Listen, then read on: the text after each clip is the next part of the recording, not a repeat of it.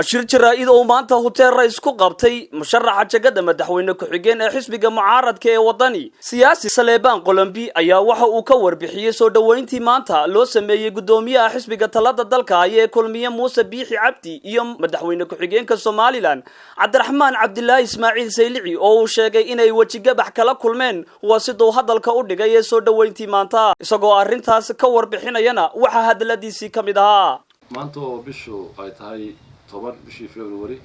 oo maalin Arbacaa waxaa gobolka Awdal ku yimi socdaal siyaasadeedsan madaxweyne ku-xigeenka Soomaaliland Cabdiraxmaan Saylici iyo gudoomiyaha xisbiga kulmiye Muuse Biixi waxaa runtii aad iyo aad aan uga xumahay runtii anigu dhawdo aan horena u sheegay in soo dhaweyn ayna kala kulmin gobolka Awdal haba yaraatee taasoo macnaheedu waa in badan baa qaab jeedinayna oo aan lahayn kulmiye gobolka Awdal iyo Salil waxba uma yaalaan taasi maanta cadaatay oo dadweynihii joogay gobolka Awdal gaar ahaan degmada Boorama iyo intii iyo wadanka iyo xisbiga wadani oo aad iyo aad uga shaqeeyay labadan gobol ayaa waxaad moodaa inay maanteeto ay noqotay in ay tusaale ku bixiyaan in madaxweynihii Soomaaliland oo isagoo markaa olole u socda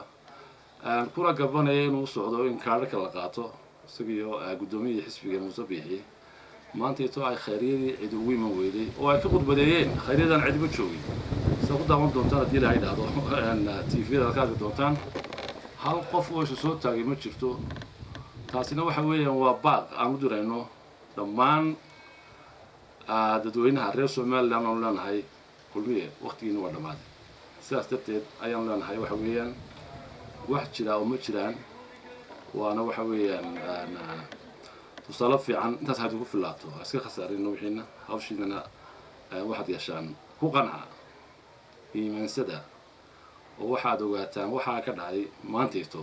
ceebta weyn ee ka dhacday gobolkaasi ee ku dhacday madaxweyne ku-xigeenkii iyo gudoomiyihii xisbiga Muuse Biixi ha ogaadaan tusaale ha ugu filaato tusaale intaasi inaan gobolkan Awdal iyo Salil aan kulmiye aan waxba u oolin ee ay yihiin dad ka tirsan xisbigaasi wadani oo ku aaminsanahay inuu yahay xisbiga kaliya ee isagu u hogaamin doono dadkan cadaalad sugan Jaamac Xuseen Jaamac Dude Somaliland Space Channel Boorama.